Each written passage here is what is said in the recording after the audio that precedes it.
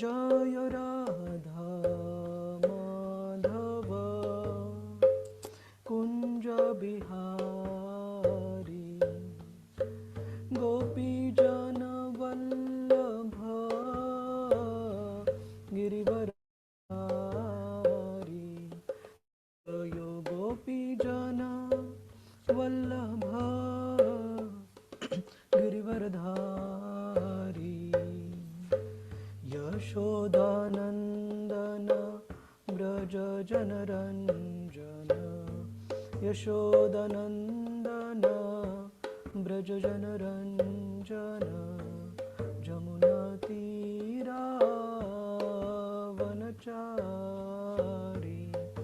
जमुनातीरावनचारी जय राधा माधव कुंज हारी जय राधा माधव कुंज बिहारी श्री कृष्ण चैतन्य प्रभु नित्यानंदा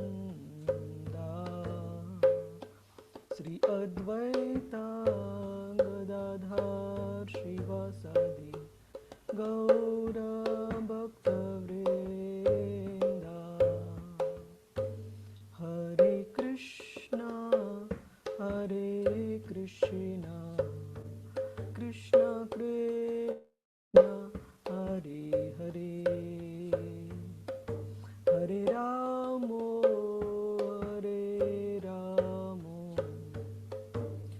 राम राम हरे हरे हरे कृष्णा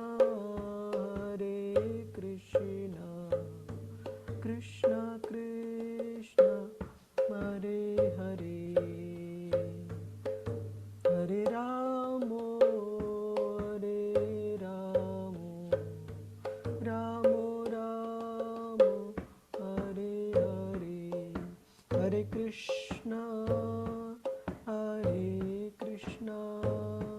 कृष्ण कृष्ण हरे हरे हरे राम राम राम हरे हरे जय राधा गोविंद श्री राधे जय जगन्नाथ जय बलदेव जय सुभद्रा जगन्नाथ स्वामी नयन पथगामी भव तुमे जय गौरानिताय जय गौरानिताय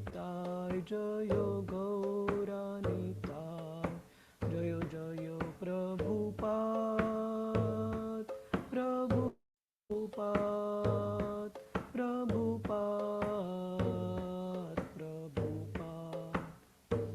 जय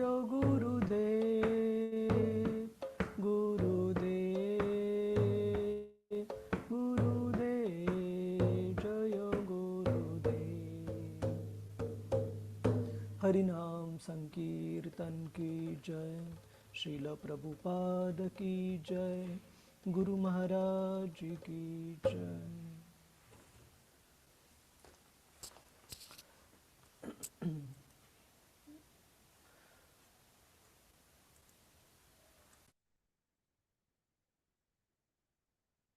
ओम नमो भगवते वासुदेवाय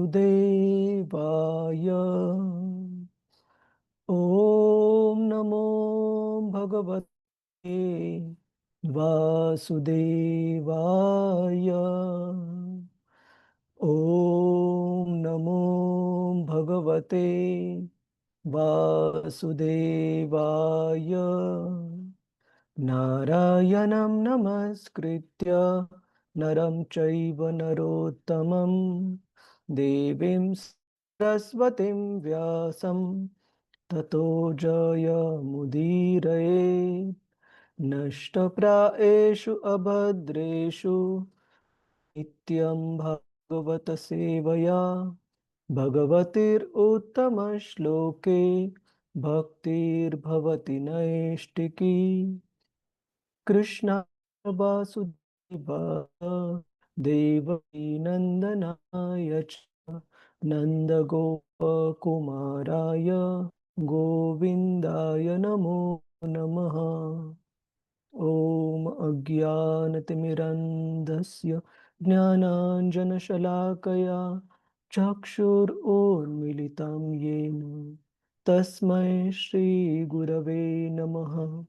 श्रीचैतन्यमनोभीष्टं स्थापितं येन भूतले स्वयं रूप कदा मह्यं ददाति स्वपदान्तिकं वन्देऽहं श्रीगुरो श्रीयुतापदकमलं श्रीगुरून् वैष्णवांश्च श्रीरूपं सागरजाता सहगना रघुनाथान्वितं तं सजीवं साद्वैतं सावधूतं परिजनसहितं कृष्णचैतन्यदेवं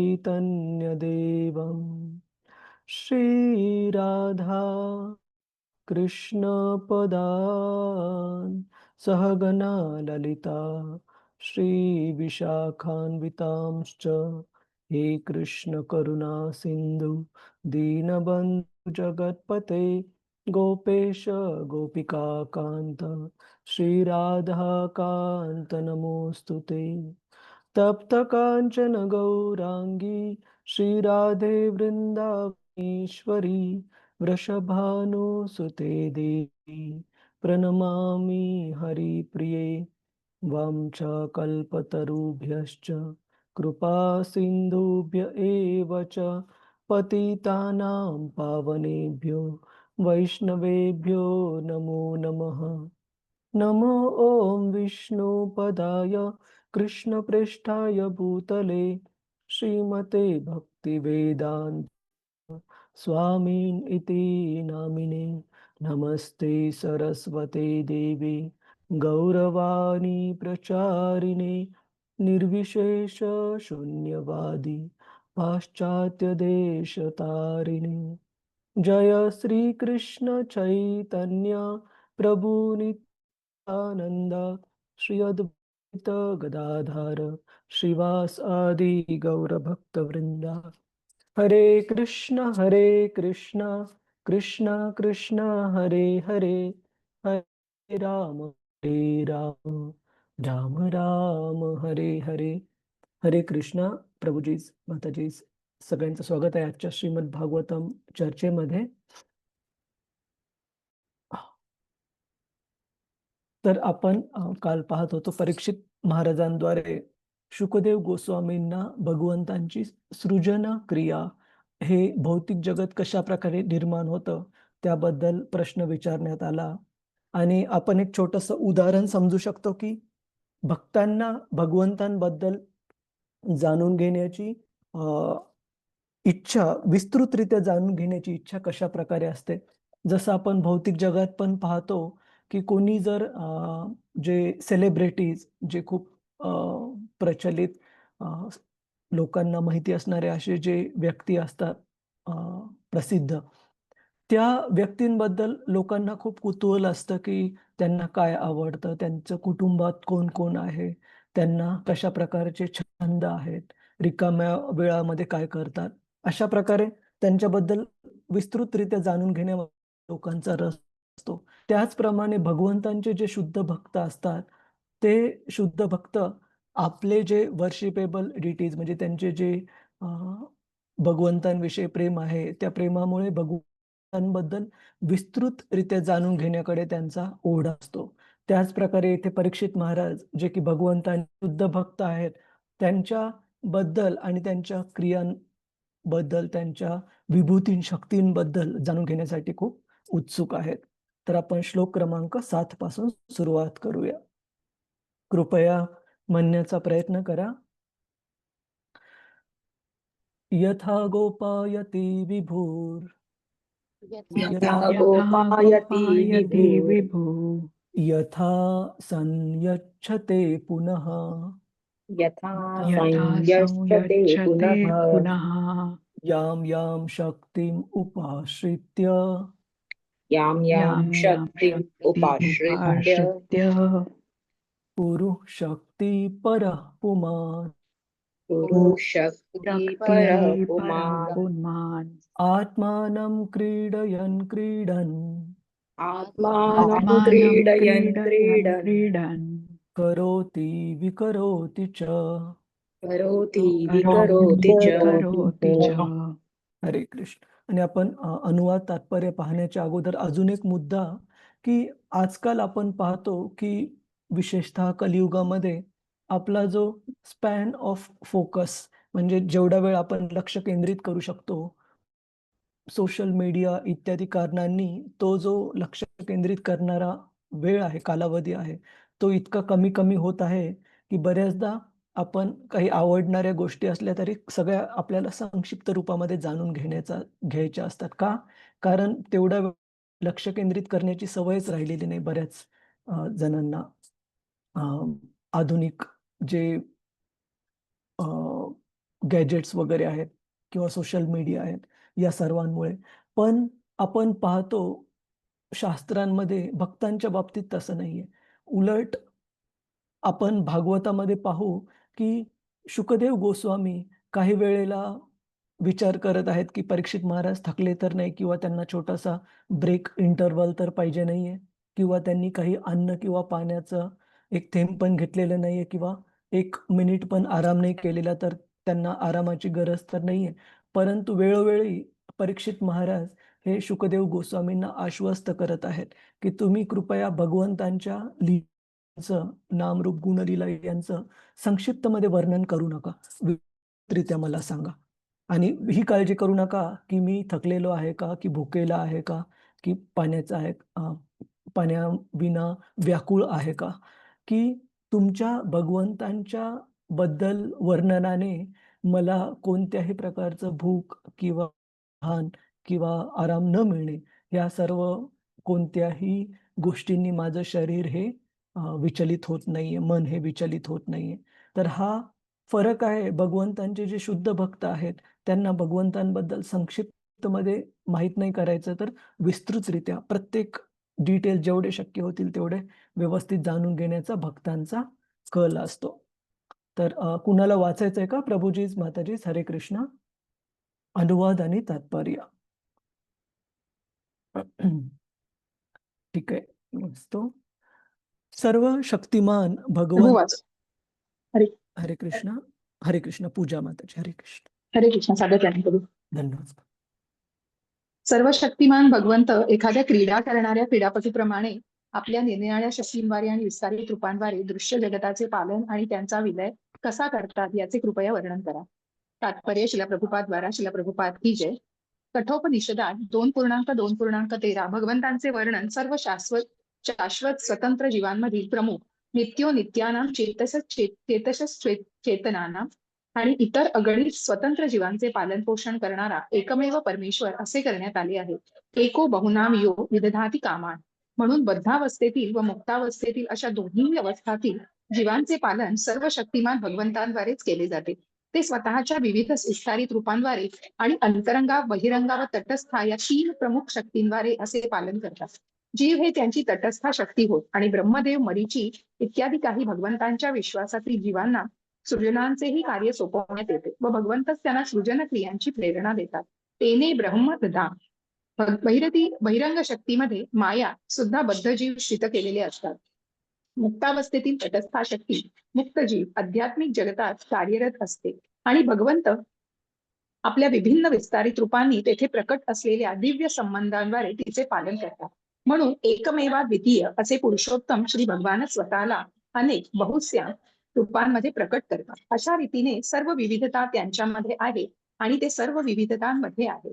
तथापि ते सर्व विविधतांपासून भिन्नच आहेत, अशी ही त्यांची अचिंत्य शक्ती आहे. आणि या शक्तीमुळेच सर्व काही त्यांच्याशी एकाच वेळी एकरूप आणि भिन्नही आहे. अचिंत्य भेदाभेद प्रतीक. हरे कृष्ण प्रभूजी सगळ्यांना. धन्यवाद मदर. श्रील प्रभुपाद की जय. तर इथे पर्यामध्ये सुरुवातीला श्रील प्रभुपादजी एक खूप विशेष अशा श्लोकाचा रेफरन्स देत आहेत. आपण तो श्लोक पूर्ण पाहण्याचा प्रयत्न करू.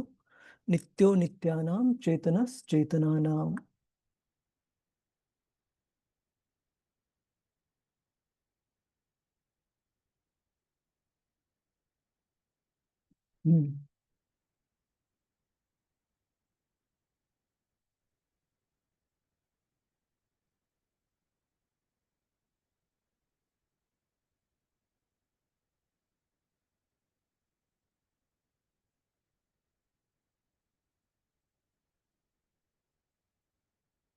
या ठिकाणी पण छोटाच दिलेला आहे.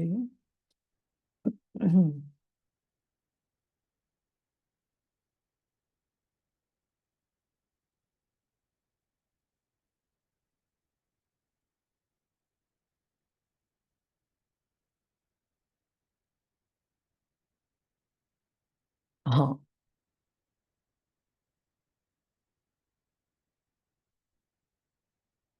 हरे कृष्ण हरे कृष्ण. हा, तर हा श्लोक खूप विशेष आहे. आपण सर्वांनी एकदा म्हणण्याचा प्रयत्न करू. नित्यो नित्यानाम चेतनश्चेतनानाम. नित्यो नित्यानां नित्यानां चेतनानां चेतनश्चेतनानां एको बहुनाम यो विदधाति कामान. एको बहुनां यो विदधाति कामान्. तम आत्मस्थं ये अनुपश्यन्ति धीरास. तम आत्मस्थं आत्मस्थं ये ये अनुपश्यन्ति धीराः तेषां शान्ति शाश्वती नेतरेषाम्. तेषां शान्तिः शाश्वती नेतरेषाम्. नेतरेषाम्. तर हा जो श्लोक आहे, कथ उपनिषद आणि श्वेत श्वतर उपनिषद या दोनही उपनिषदांमध्ये पाहायला मिळतो आणि खूप महत्वाचा श्लोक आहे. आपण पाहाल की श्रील प्रभुपादजी भगवद्गीता, श्रीमद भागवतम आणि चैतन्य चरितामृत या तीनही ग्रंथांच्या वेगवेगळ्या श्लोकांच्या तात्पर्यामध्ये या श्लोकाचा रेफरन्स देतात. तर या श्लोकाचा अर्थ काय? नित्यो नित्यानाम म्हणजे सर्व जीव हे शाश्वत आहेत. त्यांचा कधीही अंत होत नाही. बद्ध अवस्थेमध्ये शरीर एक सोडून दुसरं घ्यावं लागेल, परंतु जीव जो आहे, आत्मा जो आहे, तो कधी नष्ट पावत नाही, भगवद्गीता सांगते. परंतु भगवंतांचं विशेष काय, की या सर्व शाश्वत जीवांमध्ये सर्वश्रेष्ठ शाश्वत हे भगवंत आहेत. का सर्वश्रेष्ठ शाश्वत आहेत? की जीव त्याच्या बद्ध अवस्थांमध्ये जन्म मृत्यूच्या चक्रातून त्याला जावं लागतं, शरीर बदलावं लागतं. परंतु भगवंतांचं तसं नाही. भगवंत हे नित्य आपल्या सच्चित आनंद रूपामध्येच राहतात. त्यांना कधी भौतिक शरीर धारण करावं लागत नाही. त्याच्यामुळे उपनिषदांमध्ये त्यांना सर्व शाश्वतांमध्ये सर्वश्रेष्ठ शाश्वत सांगितले, की ज्यांना कधीही जन्म मृत्यू जरा व्याधी म्हणजे म्हातारपण आणि रोग या चक्रांमधून जावं लागत नाही. त्याचप्रमाणे अजून त्यांचं दुसरं स्थान काय आहे भगवंतांचं? चेतनस चेतनानाम. चेतनस म्हणजे सर्व जीव हे सचेतन आहेत. सचेतन आहेत याचा अर्थ की त्यांना काय सुरू आहे आजूबाजूला, काय सुरू आहे आपल्या मनामध्ये, शरीरामध्ये काही अंशी माहिती आहे. असं नाही की सचेतन म्हणजे सर्वच माहिती आहे. उदाहरणार्थ आपण आता इथे बसलेलो आहोत, श्रीमद भागवताचा अभ्यास करत आहोत. परंतु याच वेळेला दुसऱ्या कोणत्या जगातील ठिकाणी अमेरिकेमध्ये किंवा दुसऱ्या कोणत्या देशामध्ये काय सुरू आहे आपल्याला कळणार नाही. थोड्याफार प्रमाणात कळेल जर आपण काही बातमी वगैरे पाहिली तर, पण पूर्ण ते पण कळणार नाही. याचा अर्थ आपण सचेतन आहोत, पण सीमितरित्या सचेतन आहोत. म्हणजे अशा कितीतरी गोष्टी आहेत की ज्या जगात चालू आहेत, पण आपल्याला त्याची चेतना, आपल्याला त्याचं ज्ञान नाहीये. परंतु भगवंतांचं असं नाहीये. सर्व सचेतन जीवमात्रांमध्ये सर्वश्रेष्ठ सचेतन भगवंत आहेत. याचा अर्थ भगवंतांना केवळ माझ्या हृदयामध्ये काय चालू आहे हे माहीत नाही, तर किरण प्रभू, पूजा माताजी, रतिरूपा माताजी, बाकी सर्व भक्त, एवढंच नाही तर बाकी सर्व प्राणी मात्र आपल्या हृदयामध्ये कोणता विचार येण्याच्या अगोदर, मनामध्ये कोणता विचार येण्याच्या अगोदर भगवंतांना तो माहिती आहे. किंवा ज्या प्रकारे भगवंत शरीरात भगवद्गीतेत म्हणतात की अहम वैश्वानरो भूत्वा, की ते पाचन शक्तीसाठी आवश्यक असणारा जो अग्नी आहे जठरातला तो आहे, की आपल्याला आपल्या शरीरामध्ये काय चालू आहे काही हाय लेव्हलला वरवरचं माहिती आहे. परंतु विस्तृतरित्या आपल्याला ते पण माहीत नाही, की प्रत्येक एक पेशी दुसऱ्या पेशीसोबत कशाप्रकारे इंटरॅक्ट करत आहे, शरीराच्या वेगवेगळ्या क्रिया चालवण्यासाठी. परंतु शास्त्र सांगतं, की भगवंतांना सर्व माहिती आहे. प्रत्येक जीवाच्या आतमधलं, बाहेरचं, पूर्ण ब्रह्मांडामधलं, पूर्ण भौतिक आणि आध्यात्मिक जगतामधलं. त्याच्यामुळे सर्व सचेतन जीवांमध्ये सर्वश्रेष्ठ सचेतन भगवंत आहेत. कारण त्यांची ज्ञात व अज्ञात असण्याची जी प्राप्ती आहे ती सगळीकडे आहे, जी की आपली नाहीये. मग हे झालं सारखेपण, की काही प्रमाणामध्ये आपण भगवंतांशी सारखे आहोत. आपण शाश्वत आहोत, भगवंत शाश्वत आहेत. आपण सचेतन आहोत, भगवंत सचेतन आहेत. परंतु त्याच्यामध्ये पण क्वांटिटीमध्ये फरक आहे, की आपण सीमित मात्रेमध्ये शाश्वत आहोत, भगवंत हे अनंत मात्रेमध्ये शाश्वत आहेत. आपण सीमित मात्रेमध्ये सचेतन आहोत आणि भगवंत हे अनंत मात्रेमध्ये सचेतन आहेत. त्यांना सर्व माहिती आहे. मग हा झाला सारखेपणा. फरक काय आहे? तो या श्लोकात सांगितला आहे. एको बहुनाम यो विदधाती कामान. कामान म्हणजे इच्छा. तर पण ते एक असे व्यक्ती आहेत, ते सर्व जीवांच्या, बहुनाम म्हणजे सर्व जीवांच्या इच्छा, आकांक्षा पूर्ण करण्याचं जे जिम्मेदारी आहे, ती कोण घेत आहे? भगवंत घेत आहेत. जसं शास्त्रात सांगितलं जातं, की not a blade of grass moves without the sanction of the Lord. म्हणजे ज्याला आपण मध्ये म्हणतो, की गवताचं एक पातं पण हलत नाही भगवंतांच्या इच्छेविना. तर जसं की नेहमी उदाहरण देतो, की आज हा हात आहे. मी हात वर करण्याचा विचार केला, तर मला वर करता येत आहे. परंतु त्याच वेळी एखादा व्यक्ती ज्याला स्ट्रोक आलेला आहे, अर्धांग वायू झालेला आहे वगैरे, त्याला जर त्यांनी हात हलवण्याचा विचार केला, तरी त्याला हलवता येणार नाही. का? कारण परमात्म्याची परवानगी नाहीये. याचा अर्थ, की आपल्या ह्या ब्रह्मांडातील, भौतिक जगतातील आणि आध्यात्मिक जगतातील सर्व जीवांच्या जे कामान, जे इच्छा, आकांक्षा आहेत, त्या पूर्ण करण्याचं काम एकच व्यक्ती करत आहे. तो म्हणजे भगवंत स्वतः. तम आत्मस्थम ते अनुपश्यन्ति धीरास, की जे धीर व्यक्ती आहेत. धीर म्हणजे जे आध्यात्मिक जीवनामध्ये स्टेडफास्टला आपण मराठीमध्ये काय म्हणतो? दृढ आहेत. असे व्यक्ती अशा प्रकारे भगवंतांचं स्थान शकतात. कुणीही साधारण व्यक्ती जो की भौतिक उपभोगामध्ये गुंतलेला आहे, भगवंतांना योग्य प्रकारे जाणून घेऊ शकत नाही.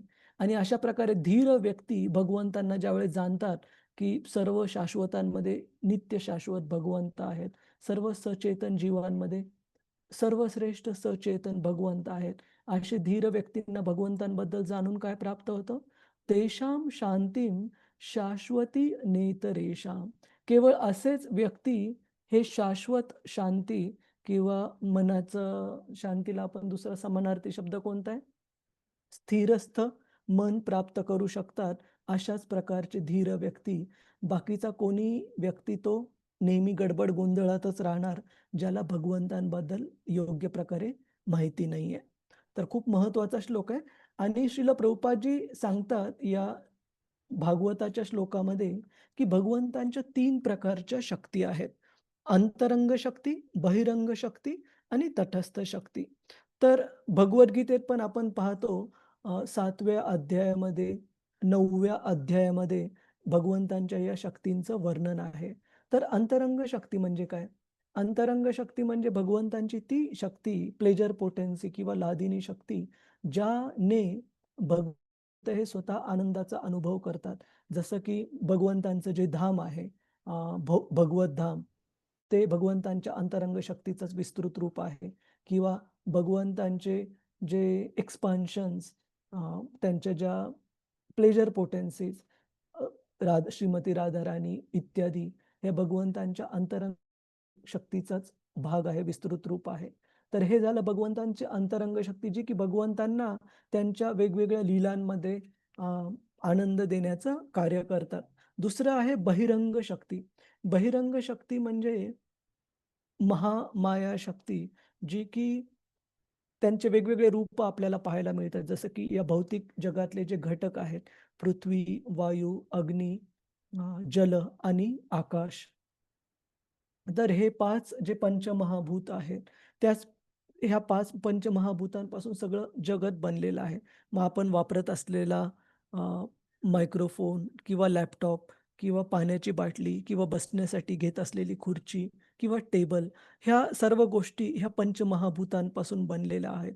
याचा अर्थ भगवद्गीता सांगते, की भौतिक जगत जे आहे, भगवंतांच्या बहिरंग शक्तीपासून बनलेलं.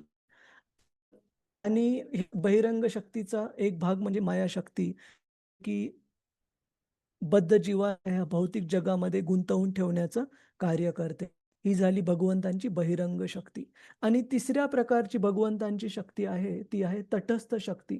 तटस्थ शक्ती म्हणजे जीव, सर्व प्राणीमात्र. त्याला तटस्थ का म्हटलं जातं? तटस्थ या शब्दाला इंग्रजीमध्ये समानार्थी शब्द आहे न्यूट्रल. तर या तटस्थ शक्तीला अंतरंग शक्ती म्हणून जाण्याचा पर्याय आहे किंवा अंतरंग शक्तीच्या इन्फ्लुअन्स प्रभावाखाली असण्याचा पर्याय आहे किंवा जी मायाशक्ती आहे बद्ध जीवांना अडकवून ठेवण्याची, त्या मायाशक्तीच्या प्रभावाखाली जाण्याचा पण पर्याय आहे. त्याच्यामुळे यांना तटस्थ म्हटलं जातं, की भगवंतांच्या सेवेमध्ये जोडून हे स्वतःला भगवंतांच्या अंतरंग शक्तीच्या अधिपत्याखाली ठेवू शकतात किंवा महामायेचं सेवा करून, भगवंतांच्या सेवेचा त्याग करून हे जे जीव आहेत, बद्ध जीव, ते बहिरंग शक्तीच्या पण प्रभावाखाली राहू शकतात. त्याच्यामुळे त्यांना तटस्थ शक्ती म्हटलेलं आहे. आणि या तात्पर्यामध्ये श्रील प्रभुपादजी सांगतात, की कशाप्रकारे भगवंतांच्या कृपेने भगवंत ह्या सृजन क्रियेसाठी जे आवश्यक घटक पदार्थ आहेत, रॉ मटेरियल्स, ते घटक पदार्थ स्वतः तयार करतात आणि सोपवतात. कुणाला सोपवतात? ब्रह्मदेव, जे की या भौतिक जगातील सर्वात पहिले बनवलेले जीव आहेत. बनवलेले म्हणजे अस्तित्वात आणले गेलेले जीव आहेत भगवंतांच्या द्वारे. आणि ब्रह्मदेवांच्या द्वारे खूप साऱ्या अ, प्रजापतींची निर्मिती होते, ज्यापैकी मरीची एक आहेत. तर प्रजापती, जसं की हे शीर्षक दर्शवतं, त्यांचं कार्य आहे सृष्टीची रचना करणे, वेगवेगळ्या जीवांच्या वेगवेगळ्या शरीरांना जन्म देणे. तर मरीची हे त्या प्रजापतींपैकी एक आहेत. आणि कशाप्रकारे जीव हे भगवंतांच्या सारखे आहेत. कोणत्या रूपामध्ये? नित्य रूपामध्ये आणि सचेतन रूपामध्ये. परंतु हे सारखे असले तरी आपण म्हणजे आपण सूक्ष्म आहोत, छोटे क्षमतेचे आहोत आणि भगवंत हे विभू किंवा असीमित क्षमतेचे आहेत.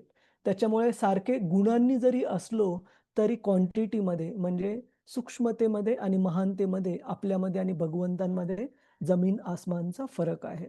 भगवंत हे विभू आहेत, महान आहेत आणि आपण अणु आहोत, सूक्ष्म आहोत. तर हे दोन मुद्दे कळाले का प्रभुजीज, माताजीज? की आपण पाहिलं की कशाप्रकारे आपण भगवंतांच्या सारखे पण आहोत आणि वेगळे पण आहोत. अचिंत्य भेद भेद तत्व. आणि आपण तो श्लोक विस्तृतरित्या पाहिला. नित्यो नित्यानां चेतनश्चेतनानां एको बहुनां यो विदधाति कामान् तम आत्मस्थं ये अनुपश्यन्ति धीर तेषां शांती शाश्वती नेतरेषां. आणि त्यानंतर आपण भगवंतांच्या ह्या ज्या 3 शक्ती आहेत, अंतरंग शक्ती, बहिरंग शक्ती आणि तटस्थ शक्ती, यांच्याबद्दल आपण पाहिला. कुणाला काही प्रश्न आहे का प्रभुजीज, माताजीज? हरे कृष्ण. खूप सारे डिटेल्स आहेत का एकामागून एक? का लक्षात आले सगळ्यांच्या? हो प्रभूजी समजलं. समजले प्रभूजी. आणि बरोबर, बरोबर. बाकीचे पण भक्त हो, कवी समजलं प्रभूजी. समजलं? क्लिअर आहे ना? हो ठीक. प्रभूजी. ठीक आहे. पण पुढे जाऊ. श्लोक क्रमांक 8. आणि हे जे सांगितलेले मुद्दे आहेत प्रभुजीज, माताजीज, हे भगवंतांबद्दल जाणण्याचे मूलभूत मुद्दे आहेत, ABCD आहेत. तर प्रत्येक व्यक्तीला एकदा ऐकून कळालं नाही, तुम्ही दुसऱ्यांदा विचारा. दुसऱ्यांदा कळालं नाही तुम्ही तिसऱ्या वेळेस विचारा, परंतु दुर्लक्ष करू नका किंवा यांना असंच सोडून देऊ नका. कारण हे आपली बुद्धी भगवंतांना जाणून घेण्यामध्ये जोडणं ही पण एक खूप मोठी सेवा आहे. तर कृपया भगवंतांनी दिलेल्या बुद्धीचा उपयोग करू त्यांना जाणून घेण्यामध्ये. ठीक आहे? प्रभुजीज, माताजीज? होय हो प्रभू. प्रभूजी. हरे कृष्ण. प्रभुजी. हो प्रभुजी. तर आपण पुढे जाऊ श्लोक क्रमांक 8. नूनं भगवतो ब्रह्मन् नूनं भगवतो ब्रह्मन् हरेरद्भुतकर्मणः अद्भुतकर्मणः दुर्विभाव्यम् इवाभीति दुर्विभाति कविभिश्चापि चेष्टितम्. चेष्टतम्. हरे कृष्ण. नीता माताजी, हरे कृष्ण.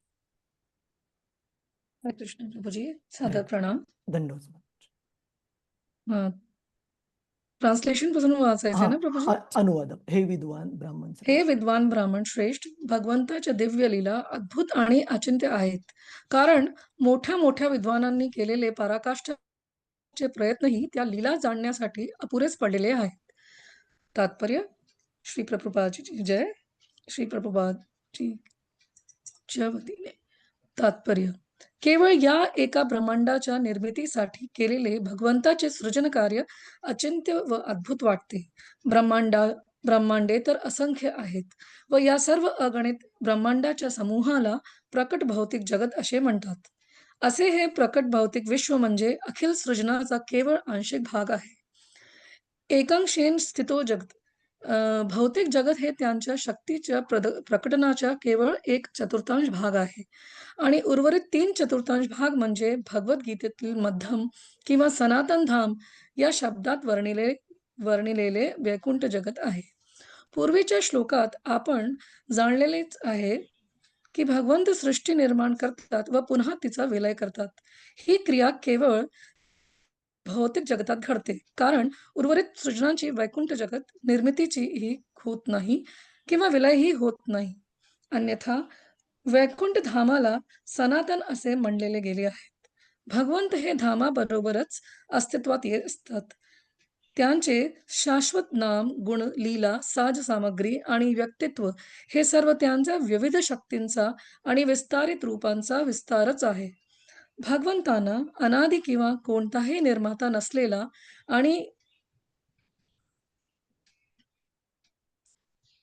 धन्यवाद प्रभुजी आणि किंवा सर्व गोष्टींचे उगमस्थान असे म्हणतात. भगवंताची ही निर्मिती झाली आहे अशी समजूत आपण आपल्याला अपूर्ण बुद्धीमुळे करून घेतो, परंतु वेदांत आपल्याला सांगते की भगवंताची निर्मिती झालेली नाही, उलट पक्षी इतर सर्व गोष्टी त्यांनीच निर्माण केल्या आहेत. नारायण परो व्यक्त्यात. म्हणून या सर्व गोष्टी साधारण मनुष्यासाठी विचार करण्याजोग्या आहेत आणि मोठ्या मोठ्या विद्वानांसाठी या गोष्टी अचिंत्य आहेत. आणि म्हणूनच प्रत्येक विद्वान विरोधाभासात्मक सिद्धांत प्रस्तुत करीत असतो. या विशिष्ट सूक्ष्म अशा ब्रह्मांडाचेही त्यांचं ज्ञान नाही. या मर्यादित सूक्ष्म ब्रह्मांडाची परिमिती किती आहे, त्यामध्ये किती ग्रह व तारे आहेत किंवा त्या ग्रह ताऱ्यांवरील वातावरण कसे आहे इत्यादी गोष्टींविषयी त्यांना पूर्ण माहिती नाही. आधुनिक वैज्ञानिकांना या सर्व गोष्टींची तोकडीच माहिती आहे. त्यांच्यापैकी काही जण म्हणतात की आकाशामध्ये 10 कोटी तारे विखुरलेले आहेत. 21/2/1960 च्या मॉस्को वर्तमानपत्रात पुढील माहिती देण्यात आली होती. रशियातील खगोलशास्त्राचे सुविख्यात प्राध्यापक बोरिस वोरोन्त्सोव विलियामिनोव्स्की म्हणाले की विश्वामध्ये असंख्य ग्रहलोक व त्यामध्ये विवेक बुद्धी असलेल्या जीवांचंही अस्तित्व असले पाहिजे. पृथ्वीप्रमाणेच तेथेही जीवन अस्तित्वात असेल. इतर ग्रह लोकांवरील वातावरणाचा प्रश्नांचा अभ्यास करणारे रसायनशास्त्राचे नामांकित प्राध्यापक निकोलाय झिरोव यांनी सूचित केले की मंगळावर निवास करणारा जीव अत्यंत कमी च्या शरीरात सहजपणे जगू शकतो. ते म्हणाले, की त्यांना असे वाटते, की मंगळावरील वातावरणातील वायूंचे मिश्रण त्यांच्याशी जुळवून घेतलेल्या जीवनकरता खचितच योग्य असले पाहिजे. जीवाचे असा प्रकार निरनिराळ्या प्रकारच्या ग्रहातील वातावरणाशी जुळवून घेण्याला ब्रह्मसंहितेमध्ये विभूती भिन्नम असे म्हटले आहे. अर्थात असंख्य ग्रहांपैकी प्रत्येक ग्रहावर विशिष्ट प्रकारचे वातावरण आहे आणि तेथील चांगल्या वातावरणामुळे त्या ग्रहावरील जीव हे विज्ञान आणि मानसशास्त्रामध्ये अधिक प्रगत आहे. विभूती म्हणजे विभूती म्हणजे विशिष्ट शक्ती आणि भिन्नम म्हणजे विविधता. यंत्राच्या सहाय्याने अंतराळ भ्रमण करण्याचा आणि इतर ग्रह लोकांवर जाण्याचा प्रयत्न करणाऱ्या वैज्ञानिकांनी निश्चितपणे जाणून घेतले पाहिजे, की पृथ्वीवरील वातावरणात राहू शकणारे जीव इतर ग्रहांवरील वातावरणात राहू शकत नाही. अन्य लोकांप्रात सुगम यात्रा. म्हणूनच वर्तमान देहातून सुटल्यावर अन्य ग्रहांवर स्थानांतर करण्यासाठी मनुष्याने स्वतःची तयारी करणे आवश्यक आहे. याविषयी भगवद्गीतेतील 9.25 म्हटले आहे. यांती देवव्रता देवान् पितॄन् यान्ति पितृव्रता भूतानि यान्ति भूतेज्या यान्ति मद्याजिनो अपि माम. जे देवतांची पूजा करतात त्यांना त्या देवतांमध्ये जन्म प्राप्त होतो. जे भूत प्रेतांची पूजा करतात त्यांना भूत योनीमध्ये जन्म प्राप्त होतो आणि जे माझी पूजा करतात ते माझ्याबरोबर वास करतात. भगवंताच्या सृजनशक्तीचा प्रक्रियेविषयी परीक्षित महाराजांनी केलेले विधान दर्शविते, की त्यांना सृजन प्रक्रियेविषयी सर्व काही माहीत होते. तर मग अशा माहितीविषयी त्यांनी शुकदेव गोस्वामींना पुन्हा का विचारले? परीक्षित महाराज हे एक महान सम्राट, पांडवाचे वंशज, महान भगवत भक्त असल्यामुळे सृष्टी निर्मितीविषयी जाणण्यास सर्वथा समर्थच होते, परंतु ते ज्ञानही पुरेसे नव्हते. या वास्तव ते म्हणाले, की मोठमोठे विद्वान प्रयत्नांची पराकाष्ठा करूनही सृजन प्रक्रिया जाणण्यात अपयशी ठरतात. भगवंत अनंत आहेत व त्यांच्या लीलाही अगाध आहेत. या ब्रह्मांडातील परिपूर्ण असा ब्रह्मदेवांसारख्या कोणत्याही जीवनाला ज्ञानाच्या मर्यादित साधनांची व अपूर्ण इंद्रियांनी अनंताविषयी ज्ञान मिळवण्याची कल्पनाही करता येणार नाही. जेव्हा अनंत अमर्यादितच स्वतःविषयी वर्णन करते, तेव्हाच आपण अनंतविषयी थोडेफार जाणू शकतो.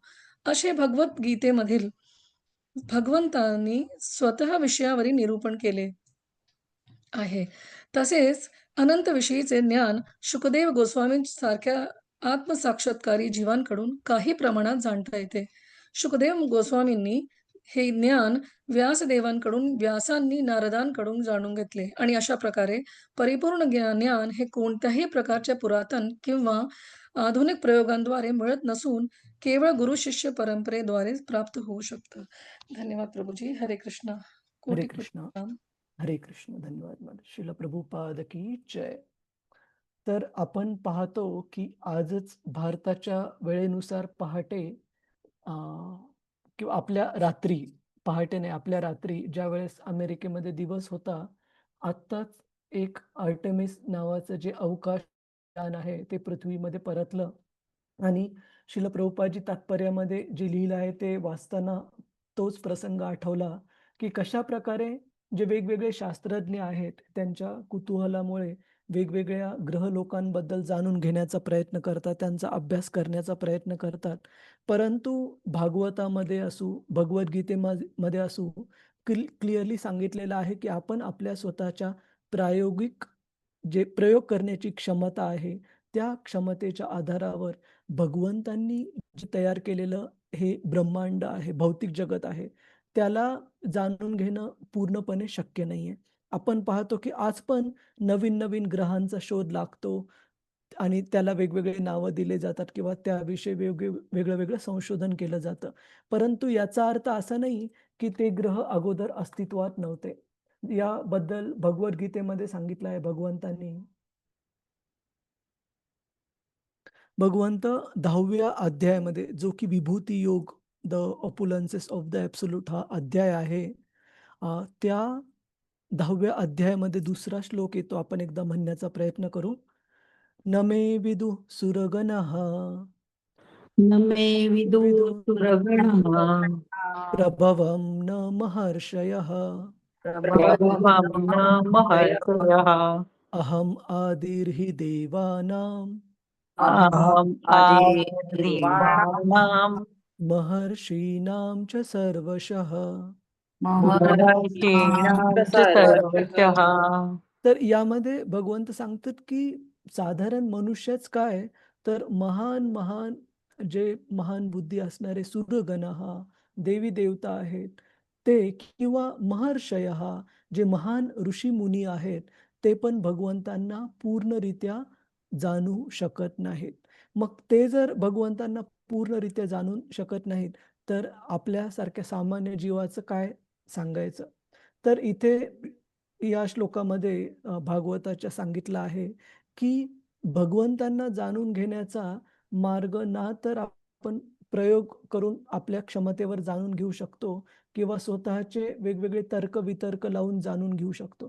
भगवंतांना जाणण्याचा एकमेव मार्ग म्हणजे एकतर शास्त्रात भगवंतांनी जे स्वतःबद्दल सांगितलेलं आहे, भगवद्गीतेमध्ये, श्रीमद भागवतामध्ये, त्या अनुसार भगवंतांना जाणून घेणं. आणि जे ज्ञान अशा महान गुरूंद्वारा प्राप्त होत आहे, जे की प्रमाणित गुरु शिष्य परंपरेमध्ये येत आहेत, जसं की शुकदेव गोस्वामींचे गुरु श्रील व्यासदेव, श्रील व्यासदेवांचे गुरु नारद मुनी, आणि नारद मुनींचे गुरु ब्रह्माजी इत्यादी. तर ह्या गुरु शिष्य परंपरेमध्ये जे की भगवंतांपासून चालत आलेली आहे, ज्ञान प्राप्त करणे भगवंतांबद्दल. आणि शास्त्रामध्ये जसं भगवद्गीता, श्रीमद भागवतम, ज्याच्यामध्ये भगवंतांनी स्वतः त्यांच्याबद्दल सांगितलं आहे, या वेगवेगळ्या स्रोतांनीच आपण भगवंतांबद्दल ज्ञान प्राप्त करू शकतो. परंतु स्वतःच्या प्रयोग करण्याच्या क्षमतेवर जर आपण ठरवलं ज्ञान प्राप्त करून घेण्याचं, तर कितीतरी आयुष्य जन्म पण कमी पडतील, जे की आपण आजकालच्या शास्त्रज्ञांच्या बाबतीमध्ये पाहतो. आणि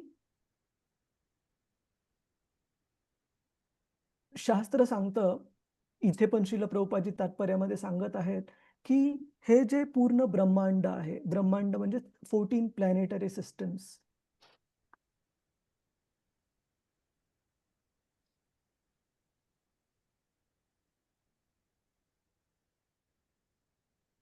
की हे जे 14 ग्रह लोक आहेत, जे की आपण इथे, तर ह्या 14 ग्रहलोकांचं मिळून एक ब्रह्मांड बनतं.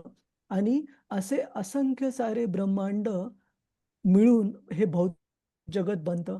आणि शास्त्रात सांगितलं या तात्पर्यामध्ये, आणि तो श्लोक पण आहे दुसऱ्या स्कंदामध्ये श्रीमद भागवताच्या, ज्याच्यात सांगितलंय की हे जे भौतिक जगत आहे, हे पूर्ण सृष्टीच्या, पूर्ण सृजनाचा केवळ 1/4 भाग आहे, 1/4. आणि 3/4 75% भाग काय आहे, आध्यात्मिक जगत आहे. तर भगवंत ह्या भौतिक जगत आणि आध्यात्मिक जगत या दोन्हीचेही स्रोत आहेत. आणि भौतिक जगतामध्ये असंख्य ब्रह्मांड आहेत, आणि प्रत्येक या आपल्या आत्ताच्या ब्रह्मांडामध्ये 14 वेगवेगळे ग्रहलोक म्हणजे प्लॅनेटरी सिस्टम्स आहेत. आणि ह्या ग्रहलोकांमध्ये पृथ्वी हा एक छोटासा ग्रह आहे. आणि या पृथ्वीवर 7 वेगवेगळे खंड, त्यापैकी एका खंडामध्ये भारत ह्या देशामध्ये आपण एका छोट्याशा ठिकाणी निवास करत आहोत. सांगण्याचा हेतू हा की भगवंतांनी निर्माण केलेली सृष्टी ही आणि विशाल आहे. आपण त्या सृष्टीपुढे एक अणुमात्र, सूक्ष्म, अतिसूक्ष्म आहोत. त्याच्यामुळे आपण स्वतःच्या शक्तीच्या आधारावर भगवंतांच्या सृष्टीला जाणून घेऊ शकत नाही. आपल्याला शास्त्राचा आधार घेणं आवश्यक आहे. एक छोटंसं उदाहरण सांगतो आणि मग आपण पुढे जाऊ, की जे आधुनिक विज्ञान आहे, त्याच्या प्रयोग क्षमतेवर आपण पूर्णपणे कसं अवलंबून राहू शकत नाही. जसं की साधं उदाहरण आहे आपल्या सर्वांना कळण्यासारखं, की आपण ज्यावेळेस लहान होतो, मी लहान असतानाचं लक्षात आहे, की आपण डॉक्टरांकडे कधी जायचो, तर इंजेक्शन देताना आपल्या लक्षात आहे का प्रभुजीच माताजीच, की उकळत्या पाण्यामध्ये सुई ठेवलेली असायची. लक्षात आहे आपल्याला लहान असताना? हो की प्रभूजी. हो ना? कारण हो, हो. त्यावेळेस असा समज होता, की उकळत्या पाण्यामध्ये जर सुई तापवली, गरम केली, तर सर्व जीवजंतू हे नष्ट पावतील. परंतु त्यानंतर असं शास्त्रांनी जाणलं, आधुनिक विज्ञानाने, की असे काही जीवजंतू आहेत ते उकळत्या पाण्यात पण मृत्यू पावत नाहीत. उकळत्या पाण्यातच काय? शास्त्रांनी विज्ञानाने हे शोध लावलाय, की फायर बॅक्टेरिया म्हणजे अग्नीमध्ये पण जिवंत राहू शकणारे काही फायर बॅक्टेरिया आहेत, जे की आपल्या श्रीमद भागवतामध्ये, भगवद्गीतेच्या शास्त्रामध्ये त्याचा अगोदरच उल्लेख आहे, की जीव प्रत्येक ठिकाणी राहू शकणारं शरीर हे वेगवेगळ्या जीवांना प्राप्त आहे. जसं की श्रील प्रभुपादजी रशियातील शास्त्रज्ञांचा रेफरन्स देतात, की कसं त्यांनी 1960च्या वेळेला एक माहिती काढली, की कदाचित मंगळ ग्रहावरील असे जीव उपलब्ध आहेत, ज्यांचं की शरीर खूप कमी तापमानामध्ये पण तग धरू शकतं, जिवंत राहू शकतं. परंतु शास्त्रामध्ये अगोदरच सांगितलंय, की फक्त पृथ्वी तळावर काही जीव नाहीयेत. प्रत्येक ग्रहलोकांवर जीव आहेत. भगवद्गीतेत पण भगवंत सांगतात. तर सांगण्याचा हेतू हा, की जो शोध आधुनिक विज्ञानाने अशात लावला, त्याचा उल्लेख शास्त्रामध्ये आधीपासून करण्यात आलेला आहे. जसं की गौतम बुद्ध जवळपास किती वर्षांपूर्वी गौतम बुद्ध ह्या पृथ्वीवर आले? 2500 वर्षांपूर्वी का माताजीच, प्रभूजीच? कोणी कन्फर्म करेल का? प्रभूजी 2000 वर्षांपूर्वी आले असतील. हां, 2000 वर्षांपूर्वी. तर त्यांचा उल्लेख श्रीमद भागवतामध्ये आधीपासून आहे, जे श्रीमद भागवतम पुस्तक रूपामध्ये लिहिलं गेलं श्रील व्यासदेवांद्वारे अराउंड 5000 वर्षांपूर्वी. म्हणजे त्या बुद्धांचा जो अवतार आहे, दशावतारांपैकी एक मानला जातो शास्त्रात सांगितल्याप्रमाणे. त्यांचं आविर्भूत होण्याचा एक्झॅक्ट कालावधी, त्यांच्या आई-वडिलांचं नाव, जन्म होण्याचं ठिकाण, ह्या सर्व उल्लेख आपल्याला भागवतात पाहायला मिळतो. त्याचप्रमाणे चंद्रगुप्त मौर्य, सम्राट अशोक यांचा पण कालावधी उल्लेख आपल्याला शास्त्रात पाहायला मिळतो. एवढंच नाही, तर याच्यानंतर पण भगवंतांचे जे अवतार येणार आहेत कलियुगाच्या शेवटी, त्याचा पण उल्लेख, त्यांच्या जन्माचं ठिकाण, या सर्व कालावधीचा उल्लेख आहे भागवतामध्ये. म्हणजे सांगण्याचा अर्थ असा, की आधुनिक विज्ञानात प्रयोगाच्या आधारावर प्राप्त केले गेलेले कन्क्लुजन्स, निष्कर्ष हे इव्हॉल्व होत राहतात, बदलत राहतात. उदाहरणार्थ ग्रॅव्हिटेशनल कॉन्स्टंट. आपण 12वी मध्ये शिकलो, की ग्रॅव्हिटेशनल कॉन्स्टंट 9.81 हा फक्त पृथ्वीच्या वातावरणामध्येच लागू पडतो. जसं आपण पृथ्वीच्या सरफेस, पृथ्वीच्या खूप दूर जातो अवकाशामध्ये, तो ग्रॅव्हिटेशनल कॉन्स्टंट एकसारखा राहत नाही. तर सांगण्याचा हेतू हा, की आधुनिक विज्ञानाचे जे काही निष्कर्ष आहेत, फाइंडिंग्स आहेत, त्या बदलत जातात. परंतु शास्त्रात सांगितलेले जे प्रमाण आहेत, शास्त्रात सांगितलेले जे ठोकताळे आहेत, ते बदलत नाहीत. त्याच्यामुळे शास्त्र यांना म्हटलं जातं अपौरुषेय, की ते अशा व्यक्तीने दिलेले आहेत, की जो की साधारण भौतिक सीमित ज्ञान असणारा व्यक्ती नाहीये. साक्षात भगवंतांपासून येत आलेलं हे ज्ञान आहे. आणि या ब्रह्मांडाला, भौतिक जगताला जर जाणून घ्यायचं, तर आपल्याला शास्त्रांचा आधार घेणं हे क्रमप्राप्त आहे.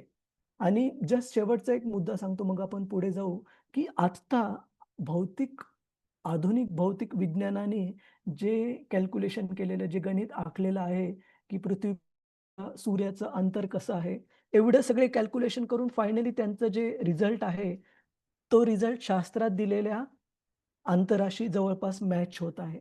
याचा अर्थ, की एवढी मेहनत केली शास्त्रज्ञांनी हे जाणून घेण्यासाठी, की समजा पृथ्वी आणि सूर्य यांच्यातलं अंतर किती आहे, परंतु शास्त्रात ते उत्तर अगोदरच दिलेलं आहे आणि ते पण इतका सगळा खटाटोप न करता, उत्तर न बदलता.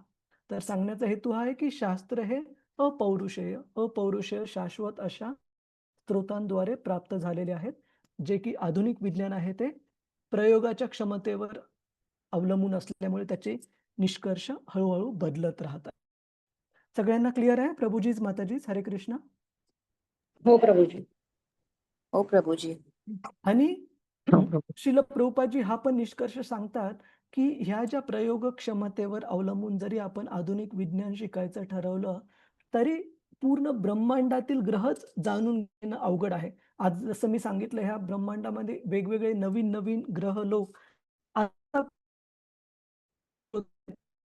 देत आहेत वगैरे. का?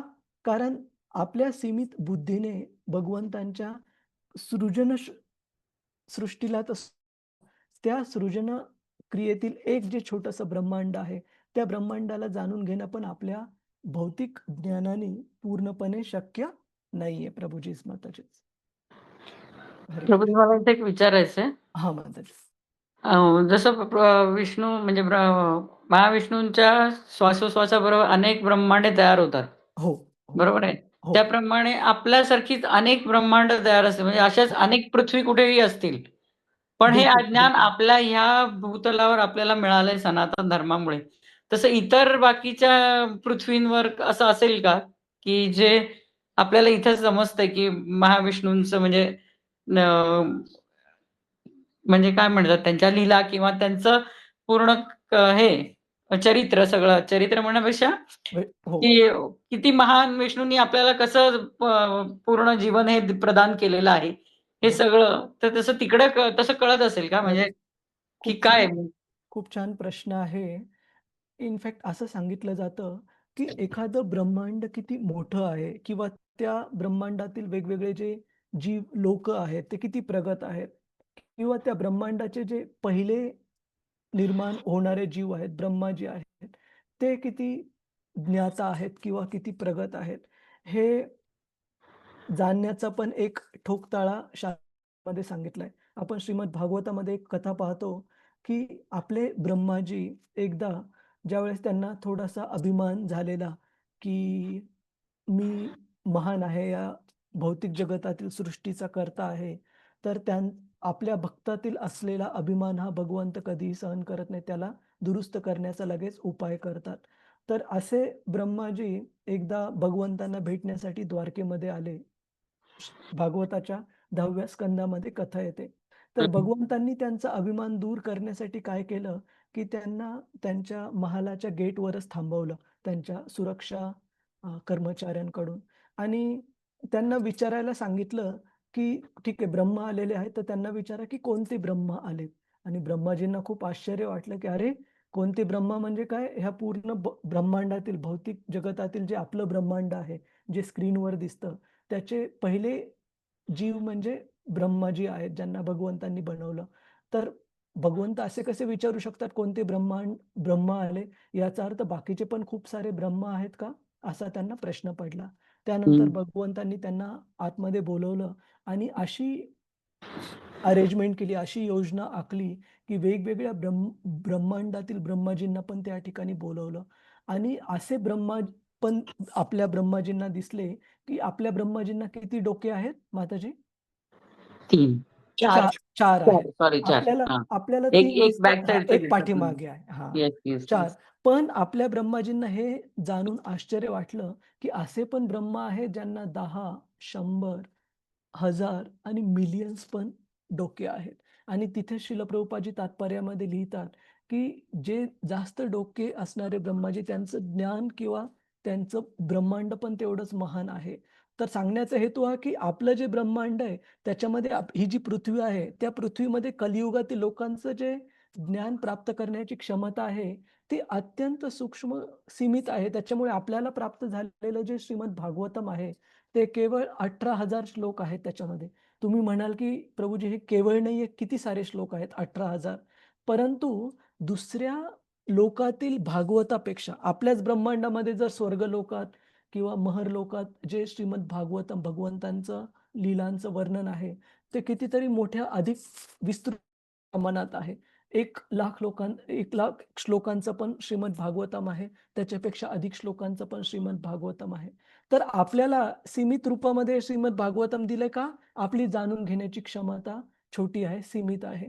त्याचप्रमाणे तुम्ही जो प्रश्न विचारला, की बाकीच्या ब्रह्मांडामधील पृथ्वीवरील लोकांची काय स्थिती आहे, की त्यांना भगवंतांबद्दल ज्ञान आहे का? किंवा त्यांना भगवंतांच्या सृष्टीबद्दल ज्ञान आहे का? तर आपण या कथेवरून निश्चित जाणू शकतो, की निश्चित प्रमाणात आपल्यापेक्षा अधिक प्रगत आहेत. बाहेरच्या लोकातील कशाला, पृथ्वीवरच कितीतरी असे फेनॉमेना आहेत, तत्व जे की आपण पूर्णपणे जाणून घेऊ शकलो नाही. उदाहरणार्थ UFO, अनआयडेंटिफाईड फ्लाइंग ऑब्जेक्ट, याच्याबद्दल तुम्ही ऐकलं असेल. जे की दर्शवतं, की असं नाही की जे अवकाशयान आहे, विमान म्हणा किंवा सॅटेलाईट म्हणा, त्याचं विज्ञान आपल्यालाच ज्ञात आहे. असे या सृष्टीवर पण काही जीव आहेत आपल्या म्हणजे पृथ्वीवरील मानवांपेक्षा कितीतरी अधिक प्रगत आहेत, पण ज्याच्याबद्दल आपल्याला माहिती नाहीये. तर निश्चित बाकीच्या ब्रह्मांडावर पण जे ग्रहलोक आहेत, त्या पृथ्वीलोकावरील लोकांना पण भगवंतांबद्दल, त्यांच्या लीलांबद्दल ज्ञान आहे आणि कदाचित आपल्याला माहिती असलेल्या ज्ञानापेक्षाही विस्तृतरित्या आहे. ठीक आहे का माताजी? हरे कृष्ण. हो प्रभूजी. हरे हा. कृष्ण. तर आपण पुढे जाऊ. अजून एक हरे कृष्ण प्रभूजी. हरे कृष्ण. येस किरण जाधव. एक छोटासा प्रश्न म्हणजे आपण हा जो गोलोक चार्ट जो बघतो आपण हा पृथ्वीच्या वर बरोबर. 7 आणि पृथ्वीपासून खाली 7 असे एक लोक आहेत. 14 ग्रह लोक. 14 लोक आहेत. तर पृथ्वीची ज्या वेळेला आपण विचार करतो त्यावेळेला आपण आध्यात्मिक गोष्टीत सुद्धा किंवा आपण ज्योतिषशास्त्रात वगैरे ज्या वेळेला अभ्यास करतो या चंद्र, सूर्य किंवा मंगळ, गुरु वगैरे हे जे ग्रह आहेत बरोबर आहे. त्याचाही आपण यामध्ये आपल्याला उल्लेख येतो. बरोबर. तर हे जे ग्रह आहेत हे आपण समजतो की पृथ्वीपासून वेगळे आहेत ग्रह. बरोबर आहे. हा तर ह्या 14 वर 14 आणि खाली 14 यामध्ये पृथ्वीचे जे वेगवेगळे हे ग्रह आहेत गुरु किंवा मंगळ वगैरे हे पृथ्वी लोकाचे भाग आहेत की अन्य भाग? वरच्या. खूप छान प्रश्न आहे. तर याचं मी जेवढं मला माहिती आहे सीमित प्रमाणामध्ये उत्तर देईल, की आपण जे वेगवेगळे ग्रह सांगितले प्रभू, त्यापैकी चंद्रलोकाबद्दल भगवद्गीतेत तो वर्णन आहे. उपग्रह आहे. तर तो चंद्रलोक हा स्वर्गलोकाच्या ग्रहांपैकी भाग सांगितला जातो. म्हणजे तो पृथ्वीपेक्षा श्रेष्ठ आहे. ठीक आहे. तर आणि हे जे 14 आहेत ते ग्रह नाहीत, तर ग्रहलोक आहेत. ग्रहलोक म्हणजे प्लॅनेटरी सिस्टम्स. म्हणजे ह्या प्लॅनेटरी सिस्टम्समध्ये खूप सारे ग्रह त्या ऑर्बिटमध्ये त्या स्तराला आपल्याला पाहायला मिळतील. तर भूलोक ह्या प्लॅनेटरी सिस्टममध्ये ग्रहलोकामध्ये पृथ्वी हा एक ग्रह आहे.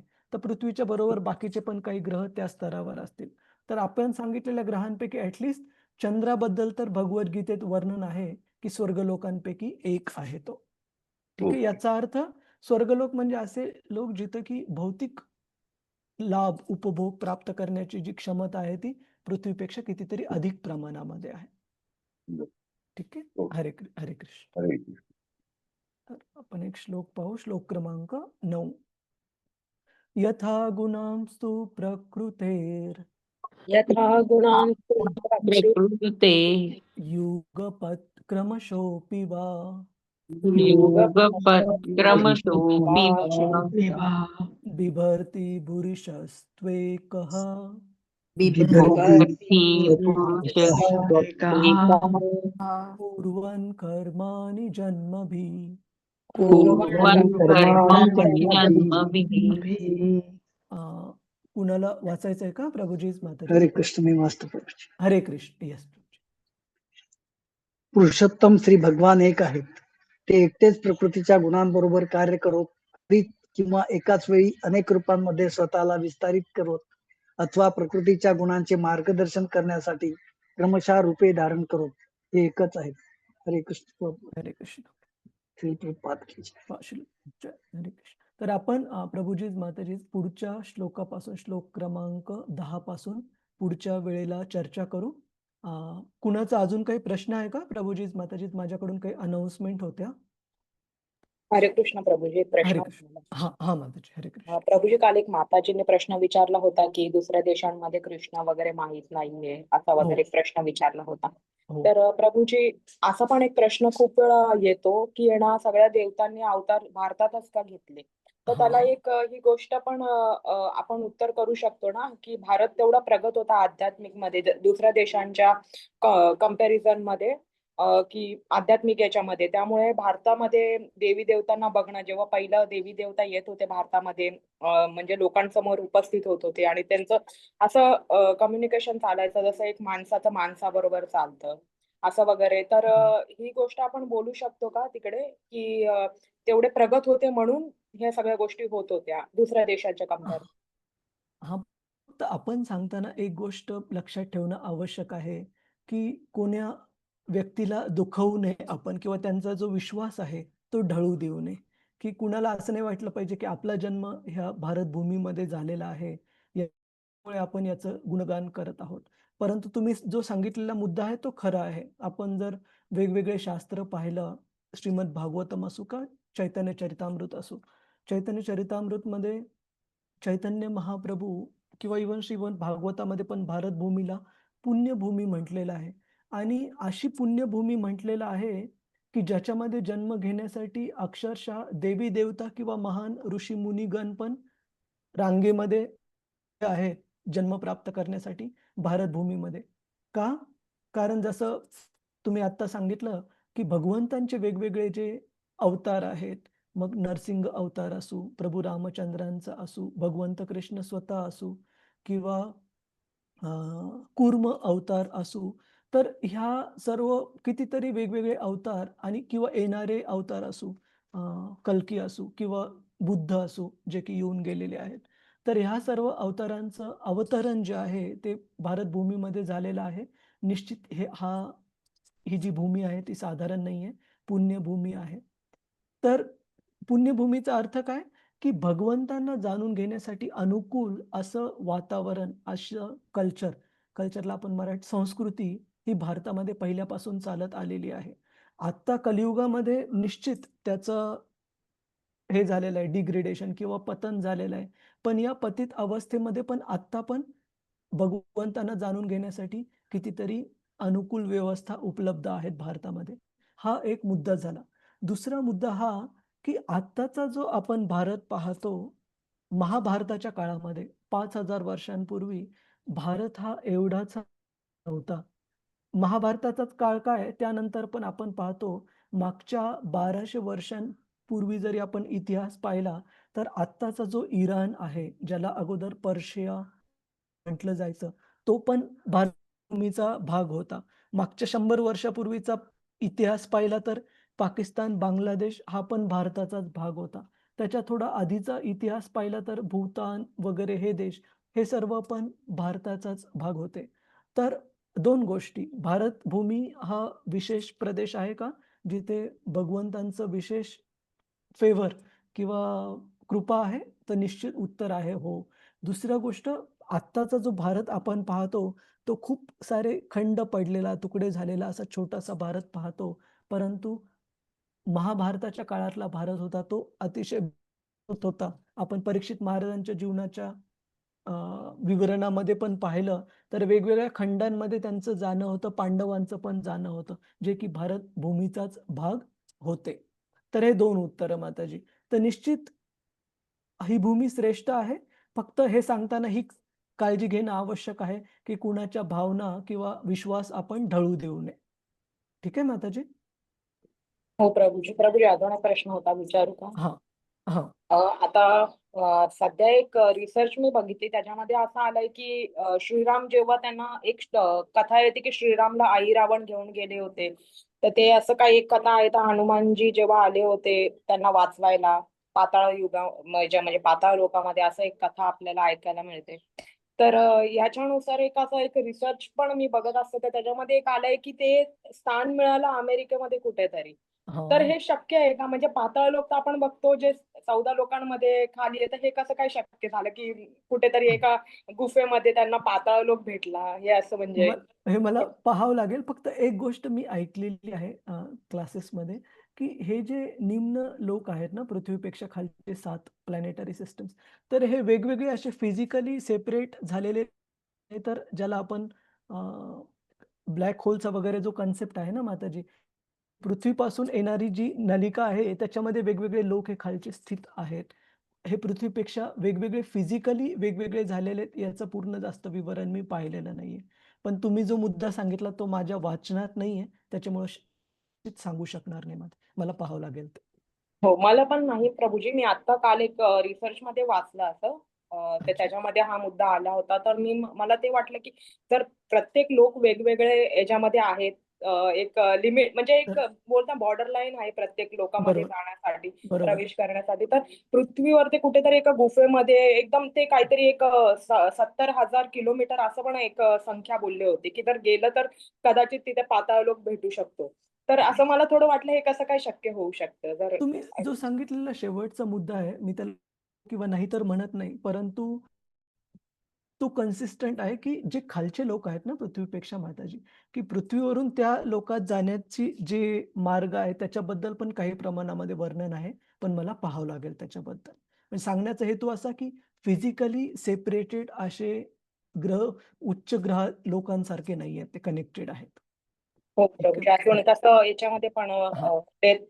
होल ऑफ हेल असं पण एक हां. त्याच्यामध्ये पण आहे. बोलतात की नरक आहे असं ते पण अगदी. काहीतरी आहे. हो. मला तेच वाटलं. चालेल प्रभूजी. हरे कृष्ण. आणि जस्ट एक छोटीशी गोष्ट सांगतो, की आता पण तुम्ही जर वेगवेगळ्या काही देशांमध्ये गेलात, जसं की थायलंडची राजधानी आहे बँकॉक. त्याच्या एअरपोर्टवर गेलात, तर आपल्याला खूप सुखद धक्का बसेल, की भागवतात सांगितलेलं जे समुद्र मंथनाचं समुद्र मंथन. लीला हो. आहे, तर त्याचं पूर्ण तिथे डायोरामा आहे. डायोरामा म्हणजे त्याचं पूर्ण वर्णन आणि ह्याच्या मूर्ती रूपामध्ये वगैरे देवता आणि असुरगण यांनी केलेलं समुद्र मंथन त्याचं पण तिथे वर्णन आहे. तर सांगण्याचा हेतू हा, की जी सनातन संस्कृती आहे, ज्या ठिकाणी भगवंत गेलेलेत किंवा त्यांच्या काही लीला झालेल्या आहेत, त्या ठिकाणी काही प्रमाणामध्ये ती संस्कृती आत्ता पण उपलब्ध आहे. जसं की इंडोनेशियामध्ये तुम्ही त्यांच्यासाठी रामचंद्र हे नवीन नाही आहेत. इनफॅक्ट तिथले काही व्यक्ती हे स्वतःला त्यांचे वंशज मानतात, प्रभू रामचंद्रांचे. तर सांगण्याचा अर्थ असा, की त्या ठिकाणी कधी भगवंत स्वतः त्यांच्या अ, वनवासाच्या काळामध्ये वगैरे कधी निश्चित काही झालेल्या आहेत आणि त्यामुळे तुम्ही कंबोडियामध्ये जा. आत्ता पण भगवंतांची मंदिरं उपलब्ध आहेत किंवा हनुमानाची पण मंदिरं उपलब्ध आहेत. तर ती काही आपण नाही बांधलेली. शेकडो, हजारो वर्षांपासून ती तिथे उपलब्ध आहेत. कारण भगवंतांच्या किंवा त्यांच्या भक्तांच्या संबंधित काही लीला त्या ठिकाणी झालेल्या आहेत. तर सांगण्याचा हेतू हा, की हे जे भाग आहेत, ते सनातन काळामध्ये भारतभूमीचाच भाग होते. परंतु नंतर जसे हळू तुकडे होत गेले भारताचे, आज आपल्याला वेगळ्या देशाच्या रूपामध्ये पाहायला मिळतात. तर आपण इथे थांबू. काही अनाउन्समेंट होत्या. रतिरूपा माताजी रेकॉर्डिंग बंद करता का? हो हो हो प्रभूजी. हरे कृष्ण. तर पुढच्या आठवड्यामध्ये 18 तारखेला संध्याकाळी